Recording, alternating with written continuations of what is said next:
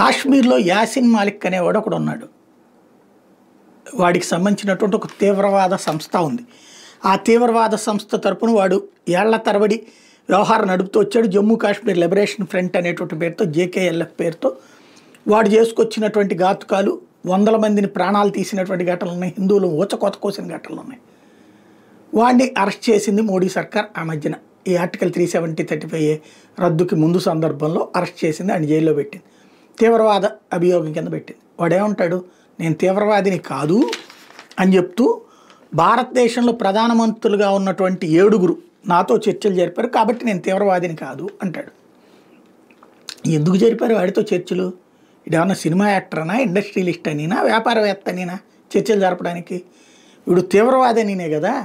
తీవ్రవాదులతో చర్చలు జరపడం అనేటటువంటిది ప్రభుత్వం చేస్తుంది. ఈశాన్య రాష్ట్రాల తీవ్రవాదులతో కూడా చర్చలు జరిపింది, నక్సలైట్లతో కూడా చర్చలు జరిపింది. తీవ్రవాదం మానరానినే కదా వీడితో చర్చలు జరిపింది. నాతో చర్చలు జరిపారు కాబట్టి నేను తీవ్రవాదిని కాదు.